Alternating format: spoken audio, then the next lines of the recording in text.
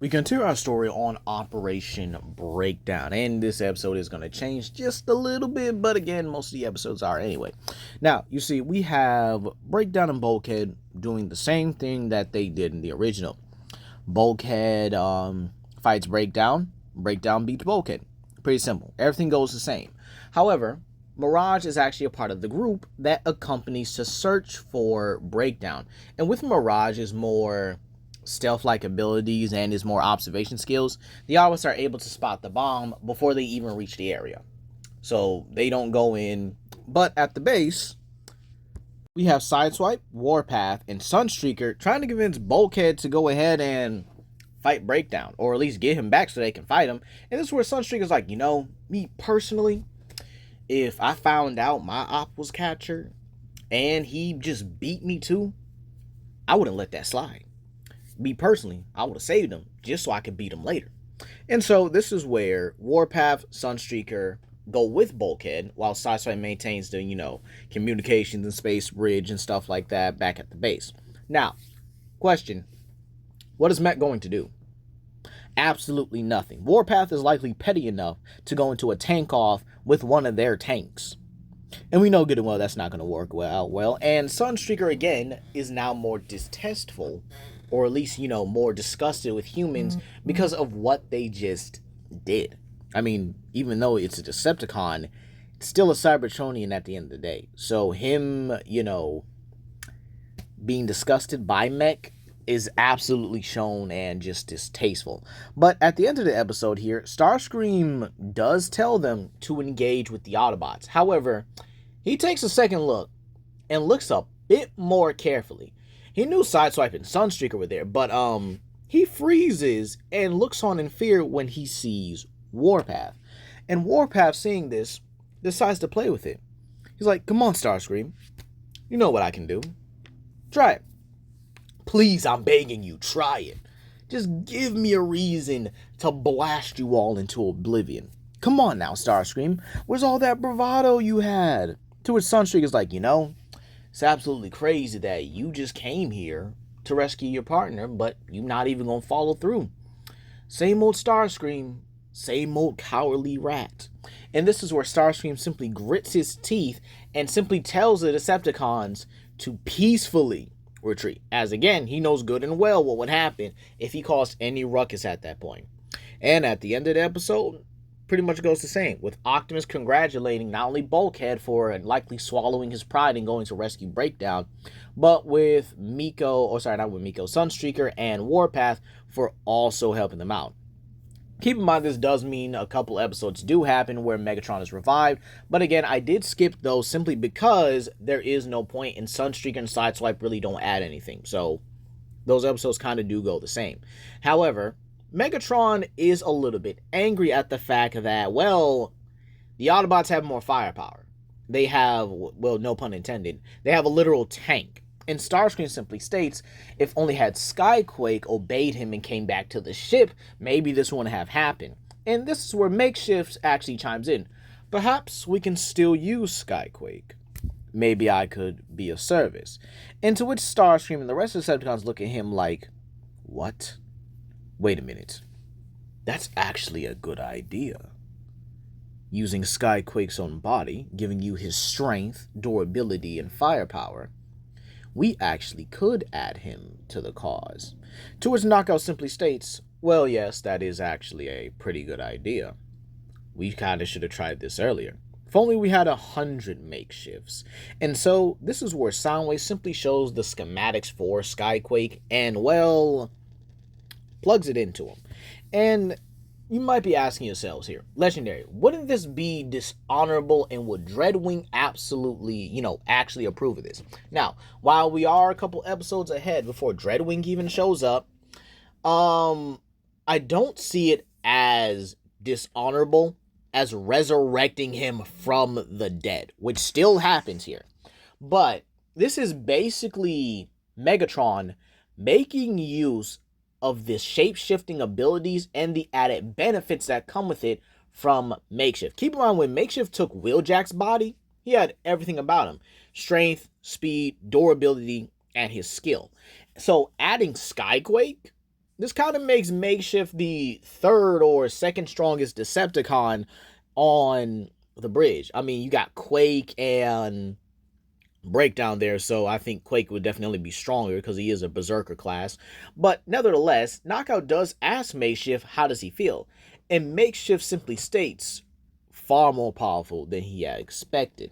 So, with that being said, with Makeshift now being Skyquake here, this gives him something to do. This allows him to be a lot more formidable. And Makeshift does take the time to get used to his body far more than what he did with Wheeljack.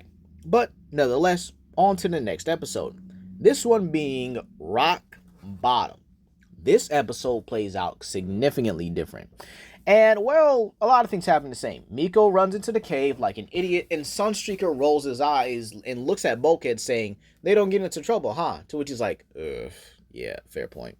But this is where they actually do meet Megatron. And Megatron now can see that the Autobots are a lot more numerous in number than what they were before. And so this is where we see Bulkhead, RC, Sunstreaker, and Sideswipe. So obviously more Autobots than in the original timeline. And well, seeing that Megatron is right then and there, Sunstreaker and Sideswipe exchange looks, nod, and then Sideswipe proceeds to blitz Megatron and does the same move he did against Galvatron, literally hitting him with the greatest Falcon punch in history, before sending Megatron crashing into the wall, and then begins taking out his rifle and begins to hit Megatron with every clip possible. Alright, every round possible.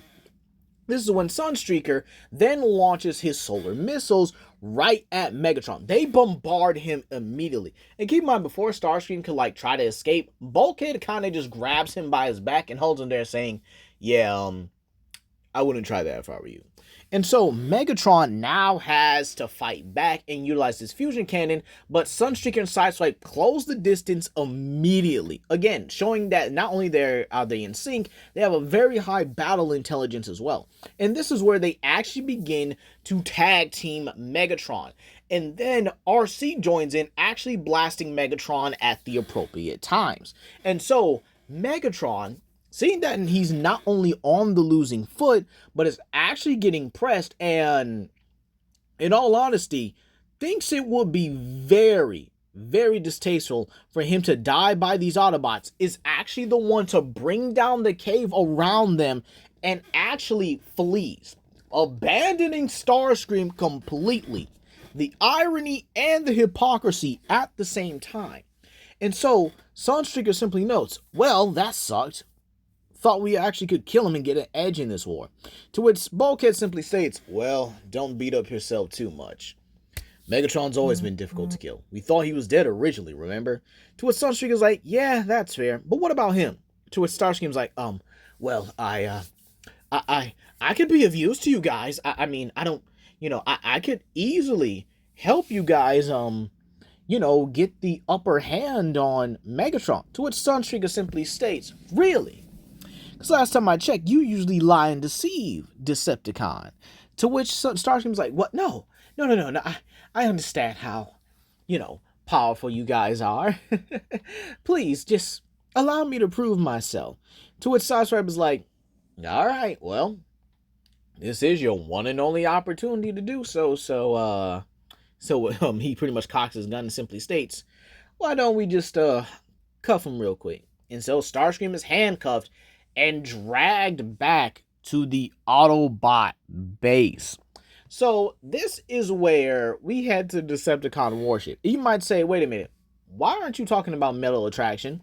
That episode I'm actually going to push to the next season. Because again, it is a relic, and I do think it should have been a part of the Relicon. So back on the Decepticon Warship, Makeshift Skyquake, if you will, is pretty much watching Megatron kind of rant to himself. But Megatron quickly dispatches him to check out the Autobot Harbinger, where Skyquake, or Makeshift, pretty much meets Arachnid. And Arachnid is a bit confused because she heard through the Decepticon radio that Skyquake was dead. However, Makeshift simply states, indeed he is. And unfortunately for you, you would be dead as well. And so Makeshift opens fire with obviously his own version of Skyquake's Gatling cannon or Gatling gun, and well, uses the opportunity to try and kill Arachnid. However, this is still Arachnid. Deadly, fierce, beautiful, hot, smexy, and all that good stuff. She's able to outmaneuver him and actually utilize her own palm blasters as well as her webbing. However, this is where the Autobots arrive, getting the information by Starscream.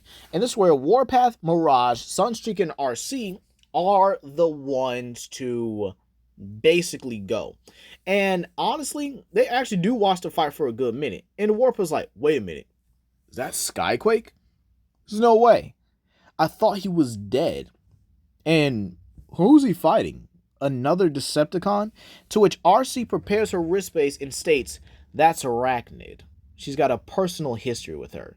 And if you don't mind, and she just straight up jumps down and actually transforms and then tackles Arachnid when she's in a good and decent range. Warpath, seeing this, rolls his optics, or pretty much rolls his visor in a way that shows that he can roll his eyes, transforms to a tank, and tells Mirage he's going to give him an entrance point for him to take it, while he and Sunstreaker hold off the Decepticons. So Warpath utilizes one blast to actually burrow a hole through the ship, while the second one pretty much blasts back Skyquake here. And this is where Skyquake actually does try to engage with Warpath, but he is quickly shot in the back by Sunstreaker, meaning that he's kind of pinned between a cannon and a blaster.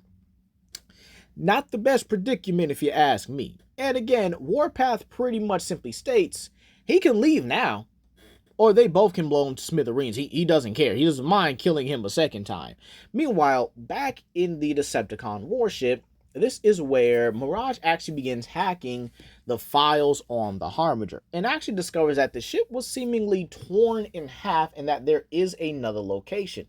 So Mirage actually downloads the information and heads out. This is where, again, usually in some of their encounters, Arachnid does get the upper hand on RC. And unfortunately, that is about to happen. However, she gets blasted back by Sunstreaker, and he states, as far as this Insecticons go, you're actually not half that bad.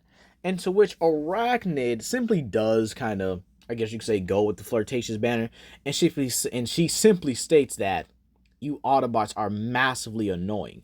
And this is where Skyquake, seeing that there is no possible way he can get into the Harbinger without having his chest blown out or his back blown out by Warpath, no diddy, he simply transforms and leaves for right now.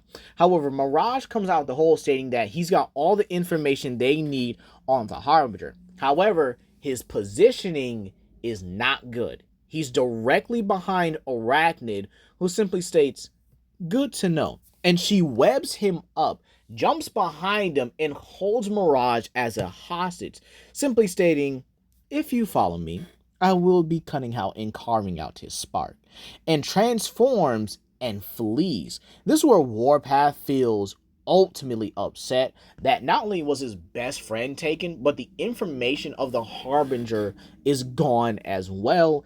And again, he doesn't know Arachnid like that. He doesn't know if Arachnid really is going to keep her promise and not kill him. And Sunstreaker tells him, don't worry, they'll hopefully be able to get him back in time. And this is where they all pretty much help RC. And well, they all head back to the Autobot base and inform everyone of what just happened and that Mirage was simply captured. However, this is where someone states that they could be of service to them if they allow him out the base. And this is where Starscream simply, is kind of handcuffed into the room that they're in, kind of in a visible area that they can monitor him. And, obviously states he can help them in exchange for maybe a little something else. And that's where we're going to leave it off here, you guys.